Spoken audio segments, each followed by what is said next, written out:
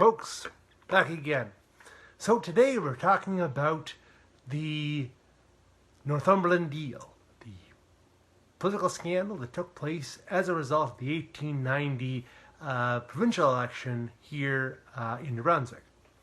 So, we're going to talk a little bit about some of the major players in this scandal, the two leaders in the House, the leader of the government, the leader of the opposition, and we're also going to talk about the four members of the legislature from here in Northumberland County who play a big role in it. We'll talk a little bit about the scandal itself, and we'll talk about what happened afterward.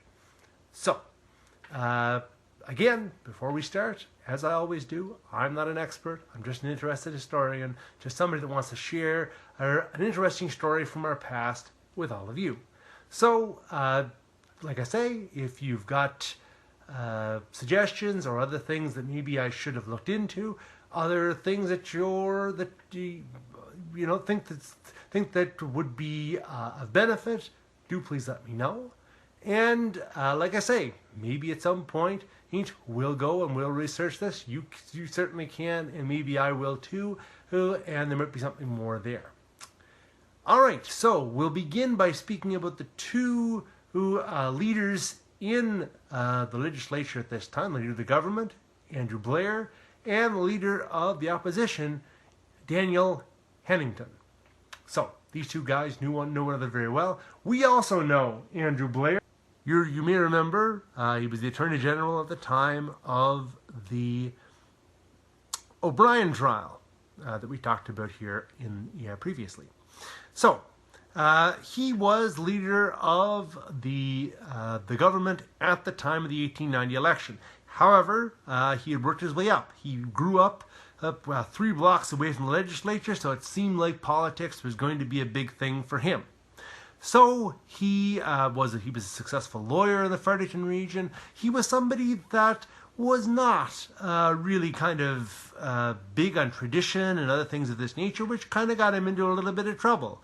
But it certainly fueled his reputation as a Democrat, a small D Democrat, obviously, not a American member of the American Democratic Party, but a Democrat and maybe even a radical, again, kind of small L liberal at the time. So he was initially elected in 1878, and he built the opposition party in the years 1882 and 1883. And in 1883, he was able, through a political move, to vote non-confidence in the government at that time and become the premier himself. So he was the premier at 39 years old. However, he was a bit of a controversial figure. Like I say, he didn't have a lot of patience with the opposition at most of the time. He distributed a lot of resources around. He was accused of bribery in those days. And, like I say, he was also a big supporter of Boss Gibson in Fredericton. So there may have been a little bit of patronage there as well. So he tried to open the systems as well and try to remove property requirements and those sorts of things. He defunded the lieutenant governor. He did a lot of things that did make a lot of enemies. He was somebody that wanted to kind of get a lot of things done, but like I say, in order to do that, he did make a lot of enemies on his way. So, one of course, his chief adversaries at this time was Daniel Hemington, who was the premier who had been unseated in 1883, but is best known for his time as leader of the opposition. So Hemington was kind of an old hat in politics at this time. He had kind of come up under Charles Fisher as a lawyer. So Charles Fisher, one of the fathers of the Confederation, and again a former premier of the province. And he had a lot of practice in Dorchester, did Hemington, and was elected in 1870.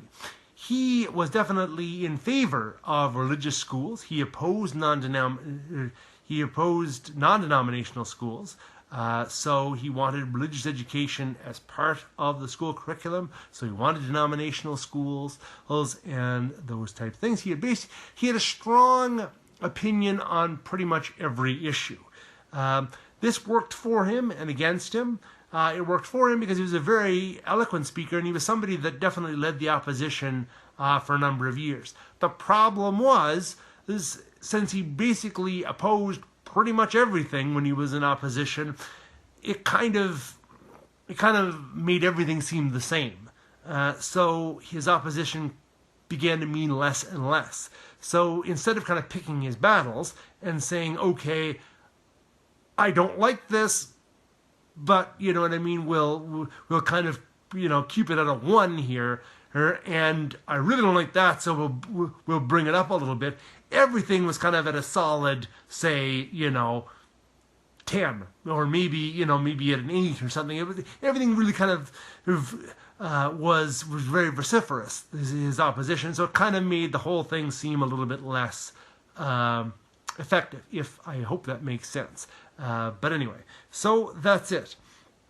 So he had become, premier after John James Fraser, but had been unseated really before his time as premier ever began in 1883. So that's it. So he really kind of became a leader of the opposition and would become best known for his time in opposition. So these two guys in 1890 are contesting for the leadership of the province. So Hemington, again, probably very well known for his opposition, and Blair, having made a few enemies, and among them, one of the first gentlemen we're going to be speaking about, who's John Percival Burchell. So J.P. Burchell was the son of George Burchell, who used to own the island and eventually set up a general store and then set up a sawmill here in Nelson in 1875. And J.P. Burchell, after kind of doing kind of a world tour type education, he spent some time in New England, spent some time in St. Louis, traveled around and kind of got to know a lot of different things. He was kind of out in the world before eventually coming back and kind of taking control of the sawmill along with his brother, George Jr., and his father, George Sr. So he was successful in 1882, and he was elected, I think, by only 80 some odd votes to become a member of the legislature for Northumberland County. Now, he fell in under Blair pretty quickly, but it did cost him in the end. Blair's reforms were viewed in many quarters as being very good, but in other quarters they were viewed as being, especially in the lumber quarters, for the lumber industry, not great. So this hurt him, and it meant that he was not elected in the subsequent election of 1886. However, he did get back in 1887. So J.P. Burchell was a pretty big proponent of the lumber industry. Obviously, you know what I mean? His family was involved in it. So he was somebody that was a big advocate for that, and he felt that Blair really wasn't listening to those concerns, and so he moved in the election of 1890. He said, all right, I'm going to run in opposition to the government. I'm going to stand in the opposition ticket against Blair and against his government. So, a bit of a political defection there, something that Blair knew a little bit about in his time as he was building the opposition in years earlier. He was known for kind of bringing defectors over, but now here's a defection from his government by Burchell, who's now running for the opposition. Now, he was joined in the opposition ticket by John OBrien. Now, this is not John OBrien, this is Leonard OBrien, but it's a young Leonard OBrien, so maybe John OBrien looked like this in his day. So John OBrien was known at this time as, again, another major lumber baron in the area.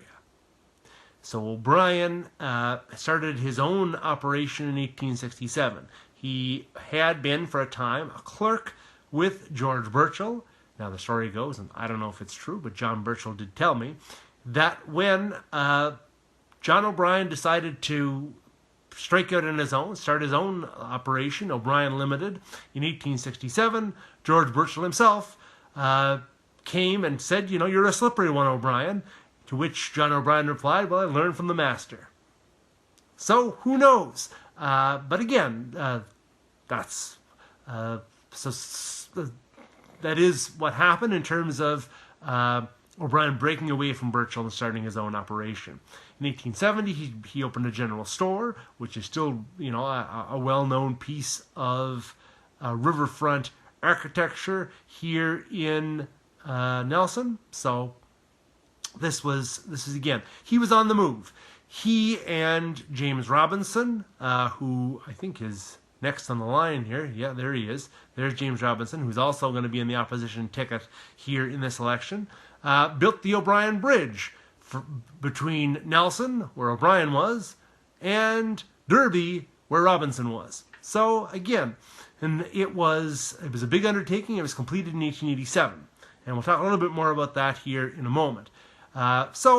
O'Brien had run previously, but he had been defeated in the 1887 by-election, where Burchell had been successful. However, he did get some big support out of Nelson at that time, in about 166 of 206 possible votes. So he was very successful in Nelson. He had a lot of support here in the area.